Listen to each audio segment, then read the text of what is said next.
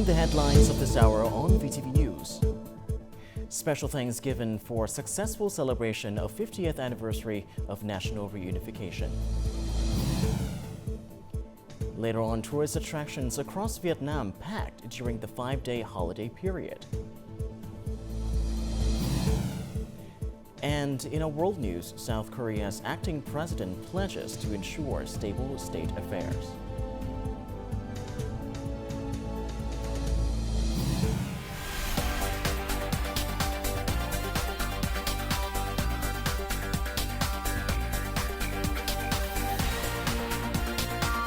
Broadcasting from Hanoi, the capital of Vietnam. VTV News starts right now. Good afternoon. It is currently 3 p.m. local time, and you're tuning in to 30 minutes of VTV News. I'm Lin Lei with the latest updates. Now, the Ministry of Foreign Affairs has announced that General Secretary of the Communist Party of Vietnam Central Committee Tô Lâm, along with his spouse and a high-level Vietnamese delegation, will conduct state visits to the Republic of Kazakhstan, the Republic of Azerbaijan, the Russian Federation, and the Republic of Belarus. During the trip, he will also attend Russia's 80th Victory Day celebration commemorating the Great Patriotic War. The visits, scheduled from May the 5th to the 12th, are at the invitation of Kazakh's President Kassym-Jomart Tokayev, Azerbaijani President Ilham Aliyev, Russian President Vladimir Putin, and Belarusian President Alexander Lukashenko. In other news, the ceremony marking the 50th anniversary of the liberation of the South and national reunification has been successfully held in Ho Chi Minh City.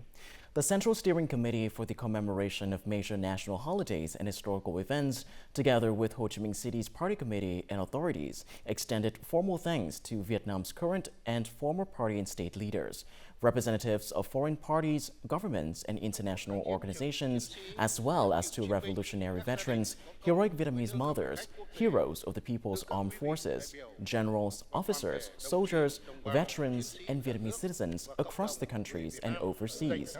Special recognition was given to participants in the Grand Parade, including international military delegations from China, Laos, and Cambodia. Gratitude was also extended to the steering committee leaders and particularly the people of Ho Chi Minh City, who have played a crucial role in making the celebrations a resounding success. They have helped spread a message of unity and pride across the nation and to international friends. In response, leaders and people of Ho Chi Minh City pledged to harness the spirit of this historic moment to lead Vietnam into a new era of development.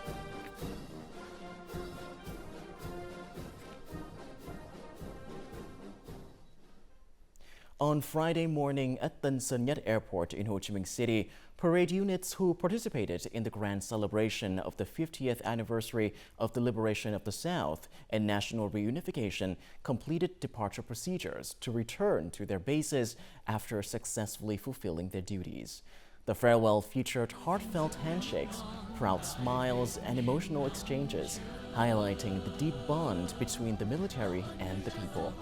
Throughout their training and performance under the intense southern sun, officers and soldiers maintained strict discipline and a dignified demeanor, embodying the heroic spirit of the national celebration. Their powerful presence and noble bearing in peacetime have touched millions, becoming a cherished memory for Ho Chi Minh City, a city of civilization, modernity, and compassion. 50 years ago today, on May 2nd, 1975, Cần Thơ television station aired its first revolutionary broadcast. This milestone was made possible by the people and army of Cần Thơ, who seized power on April 30th, contributing to the liberation of the South and national reunification. Cần Thơ television station came under the control of the revolutionary government and was protected by people from both sides of the former front line. On April 38, 1975, a defining moment unfolded for Cần Thơ television station workers. The smooth handover owed much to the cooperation of former regime staff, including Phúc Vinh, one of just 3 cameramen who remained after liberation. The North and South were reunited. There was no more reason for hatred. We consciously protected whatever could be preserved for the revolution's cause. Thanks to this spirit, the former regime's television system remained almost completely intact. The station operated with a powerful 25 kilowatt FCC transmitter and an antenna with a 140 kilometer range. It had full capabilities for transmitting and receiving audiovisual signals. Their willingness to peacefully hand over all technical and material equipment was one of our most valuable victories. On May 2, 1975, Cần Thơ Television aired its first official program featuring the flag of the National Liberation Front for South Vietnam and the voice of the revolutionary government. 50 years later, that spirit of renewal still lives on in the hearts of former employees. When peace was restored, I felt overjoyed to be chosen to read the first news broadcast on Cần Thơ Television, delivering this message to the people of the Mekong Delta. We were filled with both excitement and pride. From those challenging early days through the nation's transformation, Cần Thơ Television Station captured every significant moment of life in the Mekong Delta. The station played a vital role as the region stepped into a new era alongside the rest of the country. France commemorated the 50th anniversary of Vietnam's liberation of the South and national reunification in a solemn joint ceremony organized by the French Communist Party, the Vietnamese Embassy in France, and the Vietnamese expatriate community. French Communist Party National Secretary Phie delivered a keynote speech describing April 30th, 1975 as a defining moment in the 20th century world history, the culmination of the Vietnamese people's determined 10,000-day struggle. Vietnamese ambassador to France Linh Tuan Thang expressed heartfelt gratitude for the French people's enduring solidarity during Vietnam's fight for peace and reunification, noting the crucial role of Vietnam's delegation at the Paris Peace Accords. He reaffirmed both nations' dedication to fostering a comprehensive, strategic, and trusting partnership for a brighter future.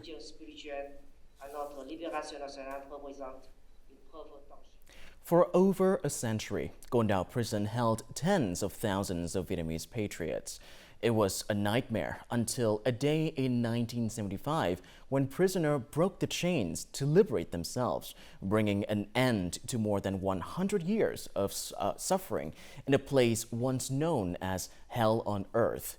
But this prison was also a school where the indomitable revolutionary spirit was forged in steel. Tự do, tự do, tự do, tự do. Chúng ta đã có tự do, đã có tự do. The song Greeting Freedom was composed immediately after the liberation of Con Dao. Its composer was a prisoner once sentenced to life. When they pulled me out of the stone cell, tears streamed down my face. I had long waited for the day of liberation, yet it never came. I was beaten, tortured, and subjected to inhuman cruelty. I knew that I was slowly dying. It felt like being brought back to life. Besides facing a death sentence, I was also ravaged by dysentery. Had the liberation come just 10 days later, I would have died of illness. The prison was liberated. Prisoners were seen with wounded legs, no longer whole, stepping out of tiger cages and dark cells. More than 5,000 red stars were pinned proudly to their chests. In the past, they were prisoners. Today, these heroes returned to the island. We had to be prepared for the possibility that on the day the revolution triumphed, we might not be there. We might not live to see it because we had no idea when that day would come. Many feared they would not live to see the day of victory. But triumph came on May 1st, 1975. Returning to his homeland, this man was reunited with his mother. When we finally embraced, my mother said she never believed she'd see her son again. If the sentence were light, they'd reduce it, and I'd return.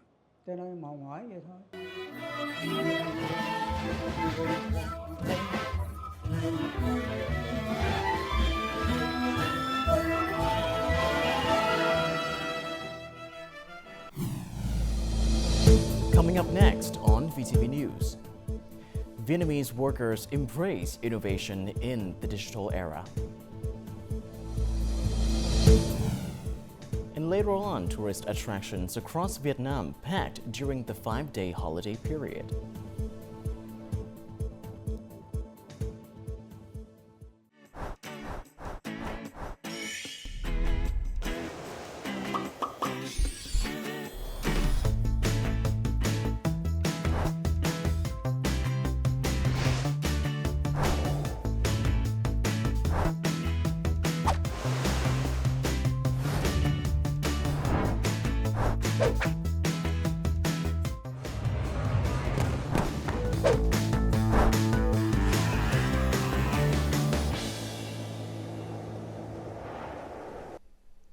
Welcome back to VTV News Live. Now on to other important stories. In the digital age, workers need to be hardworking, proactive, and innovative. These qualities are crucial for job security in an era of rapid technological change. This year's Workers' Month theme, Vietnamese Workers Pioneering to Enter the New Era, celebrates creative, tech-savvy workers who are leading Vietnam's national progress. In the auto welding workshop, where 80% of tasks are automated, workers mainly monitor and operate control panels, leaving little room for mistakes. To maintain their relevance, Loy and his team developed a system that distinguishes car frame components without additional sensors, resulting in annual savings of over $4,000. Before the improvement, there was no system in place to distinguish differences between car models. With the addition of sensors and programming, any assembly errors by workers could be detected and corrected during production. After graduating from vocational college, Ton, now working at an electronics factory, has proposed several ideas to boost productivity. One of his improvements to the phone camera installation process has shown clear results. Innovation isn't limited to major inventions. It can be as simple as reorganizing tools or streamlining workflows. Understanding this, many businesses now actively encourage employee creativity to boost overall efficiency. The company's leaders support innovation by creating favorable conditions. For small initiatives, workers receive company funding support. Larger initiatives are recognized and praised for their contributions. This year's Workers' Month, themed Vietnamese Workers Pioneering to Enter the New Era, honors labor and inspires worker creativity and responsibility in building a stronger Vietnam. Amid fluctuating tariffs, particularly on shrimp exports to the U.S., Vietnam's shrimp industry is exploring new strategies to reduce its reliance on this market. Many businesses have proactively expanded into Asian and European countries, particularly Singapore, to diversify markets, enhance product value, and ensure steady production, thus sustaining growth. This batch of specially processed shrimp is ready for export to Europe. The factory reports that diversifying products and markets is a proactive and effective strategy in today's environment. The factory exports to Japan, South Korea, and Europe, producing items like breaded shrimp and tempura. We secure numerous orders, ensuring regular exports. These products were once mainly focused on the Japanese market, but recently, Vietnam's value-added products have gained a foothold in other countries. Factories are concerned that farmers' tendency to reduce stock levels or harvest prematurely when shrimp prices fall could lead to a shortage of raw materials for processing and export in the coming months. Given the current challenges in purchasing and processing costs, Cà Mau Province has proactively collaborated with credit institutions and notified the State Bank to develop appropriate support measures. The government's recent $4 billion credit package for agriculture, forestry, and fisheries presents new opportunities for shrimp farmers. However, in the long run, the industry must strengthen partnerships, streamline production, and focus on reducing costs while improving quality to maintain a sustainable export competitiveness. The 5-day holiday period has sparked a surge in consumer spending, leading retail businesses to launch major stimulus programs. Retailers are offering deep discounts on everyday goods and food items as the domestic market continues its path to recovery. Fresh and processed food, household appliances, 80% of items in this woman's basket are discounted. This dishwashing liquid, seasoning powder, yogurt, vegetables, are all on sale. Buy 2 get 1 free. I buy the essentials while saving money. We are seeing double-digit growth in purchasing power. We've prepared in advance, worked with suppliers to prepare products, optimize logistics, and stimulated demand. The Ministry of Industry and Trade forecasts a 10% increase in revenue during the national reunification holiday period compared to last year. This growth will strengthen domestic consumption's role in the economy. The 5-day holiday is also a time for people to start traveling, and the 2025 Carnival Ha Long, which lit up the coastal city of Ha Long on Thursday night, is also a destination. The event highlights the city's summer tourism week. Under the theme, Connecting Heritage, Pioneering Brilliance, the event showcased a spectacular 90-minute performance featuring over 1,000 artists. The show combined cutting-edge visual effects, including 3D mapping and laser displays, with dynamic music and lighting. A crowd of 20,000 local and international spectators watched in awe as the performance reached its patriotic climax with the Vietnamese flag and the stirring anthem, Nation Full of Joy. A 15-minute high-altitude fireworks displays added to the celebration's emotional impact. Having evolved into a signature cultural and tourism event over nearly 2 decades, Carnival Ha Long continues to thrive. Quảng Ninh province now aims to attract 20 million visitors and generate over $2.11 billion in tourism revenue this year.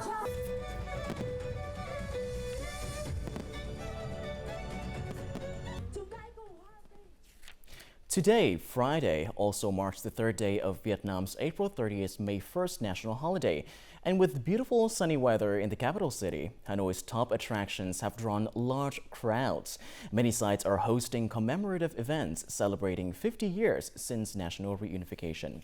At the historic Thăng Long Imperial Citadel, an exhibition titled The Road to Reunification, as well as free traditional water puppet shows, have proven especially popular, with visitors expected to reach up to 10,000 per day during the holiday. Families have flocked to parks such as Thủ Lệ and Thống Nhất to enjoy cool shade and engaging activities like electric rides, sand art, paddleboating, and tò he handcrafted figurines. Public spaces like walking streets around Hoàn Kiếm Lake, Hanoi's Old Quarter, and the Vietnam National Village for Ethnic Culture and Tourism are also bustling with locals and tourists alike. According to the Hanoi Department of Tourism, the city expects to welcome hundreds of thousands of visitors over the course of the holiday. And meanwhile, in the city of Da Nang, thousands of visitors have experienced a cutting-edge 3D mapping film over the past 3 nights. Titled The Story of Da Nang, the film recreates key moments in the city's history through vivid 3D projections on the facade of the Da Nang Museum, a 125-year-old neoclassical building designed by a French architect. As the city's first outdoor 3D mapping showcase and following several successful screenings, the show is set to become a tourism highlight, offering visitors a modern and creative window into Da Nang's rich heritage.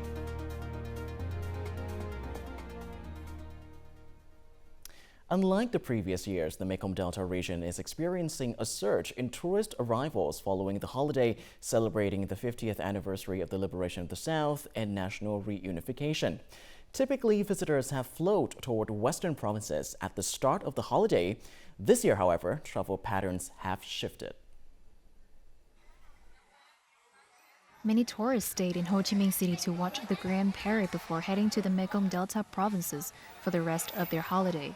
Hotels in the city center also saw a sharp rise in bookings after April 30th. We expect that after April 30th, May 1st, visitors will move to the western regions, especially Cần Thơ. Therefore, we are making sure all our current services will be ready. Despite the shift in arrival patterns this year, Cần Thơ continues to attract significant visitor numbers. Data shows the city regularly welcomes around 300,000 tourists during each 5 to 6 day holiday period. Other attractions for visitors coming into Vietnam this time around, cultural and historic sites, which are increasingly popular for many international visitors to Vietnam. In Hanoi alone, the Vietnam Military History Museum drew thousands of visitors and even temporarily closed due to overcrowding during the National Reunification holiday and International Workers' Day. With over 150,000 artifacts, the museum impresses with its modern architecture and helps visitors worldwide gain a deeper understanding of Vietnam's history. Standing before the wreckage of a B-52 bomber, this tourist couldn't hide her amazement upon learning that the Vietnamese brought down the once considered invincible flying fortress during the war. Part of the airplane represents a victory that at the end led to the huge victory of Vietnam. How unified it is. People are incredibly kind. The wreckage is one of thousands of artifacts preserved and displayed at the Vietnam Military History Museum. Each artifact and photograph tells a new story about Vietnam's history, land, and people to international visitors. And I could see that there were some very powerful women. There's one picture towards the end of a very small Vietnamese woman and a very tall American soldier. And I think it's a very powerful image for any woman to see this. It doesn't matter what size you are, you're fighting. If you're determined, you will win. Everyone, each and every Vietnamese was helping the country to get the peace. I felt that during the exhibition. It was not clear in my mind. The Vietnam Military History Museum currently houses over 150,000 artifacts, including 4 national treasures and many rare items. The museum has adopted modern technologies such as 3D mapping models, interactive information screens, and digital media archives. This approach offers an engaging experience for visitors looking up details about these artifacts. Coming up next in our world news, South Korea's acting president pledges to ensure stable state affairs. And later on, Trump outs National Security Advisor Mike Waltz. Moving over to our global updates, following his inauguration as acting president of South Korea on Friday morning, Lee Joo-ho convened an emergency meeting of the National Security Council and vowed to dedicate all efforts to stabilizing the nation's affairs. South Korea's new acting president instructed the military to enhance its combat readiness to the highest level. He also called for comprehensive preparations to ensure the presidential election on June the 3rd proceeds in an orderly and fair manner. Lee previously served as Deputy Prime Minister for Social Affairs and Education before assuming the role of acting president. His appointment follows the resignation of former acting president Han Duck-soo on Thursday, who stepped down ahead of an expected entry into the presidential race. Notably, Deputy Prime Minister of Economic Affairs Choi Sang-mok, who was legally next in line to become acting president, abruptly resigned Thursday night. U.S. President Donald Trump has made his first major cabinet change since beginning his second term in mid-January. He has nominated National Security Advisor Mike Waltz as U.S. Ambassador to the United Nations, though the nomination requires Senate confirmation. Secretary of State Marco Rubio will serve as interim National Security Advisor. The change comes after Waltz's involvement in last month's Signal app leak regarding the Yemen Houthi bombing campaign. Japan's top tariff negotiator says his team held a constructive second round of talks in the U.S. on President Donald Trump's trade and tariff policies. Speaking to reporters in Washington, D.C. after meeting with U.S. Treasury Secretary, Economic Revitalization Minister Ryosei Akazawa said discussions focused on Japan's potential trade expansion, non-tariff measures, and economic security. He noted that currencies and defense issues were not part of the talks. Akazawa expressed optimism for continued progress in negotiations with the goal of reaching a trade agreement next month. The Japanese minister highlighted the impact of current U.S. tariffs, noting that they are costing one Japanese automaker $1 million an hour due to the 25% tariff on automobile exports. Have you ever imagined what it's like to work with a professional AI colleague? A Danish company is testing this vision by integrating virtual assistant powered by artificial intelligence. For them, this initiative represents a pivotal step toward maximizing their human resources potential. Within the marketing department of Royal Unibrew, employees are now interacting with their newly introduced virtual colleagues. We have Kondikai, who's a brand specialist.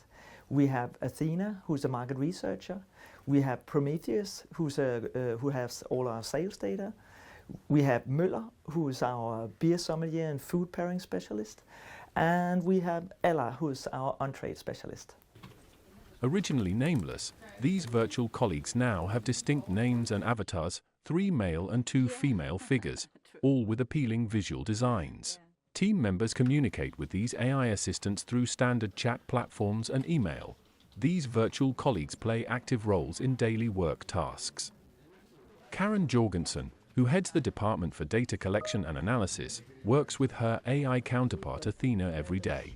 With Athena's help, Karen quickly accesses reports and develops a thorough understanding of the non-alcoholic market landscape she is studying. Before there was a lot of emails coming in, and we have to look up old reports and do a lot of working, connecting things and so on. According to Royal Unibrew's marketing director, the primary objective of introducing AI employees is to empower human employees to leverage their core strengths. People are good at what we as humans are good at. It's our creativity, our empathy, our knowledge of our customers. Royal Unibrew's adoption of this model signifies a potential shift in the dynamics of human-AI collaboration within the workplace. The integration of AI as professional colleagues may soon become a more common phenomenon in various industries worldwide. Up next is the weather forecast.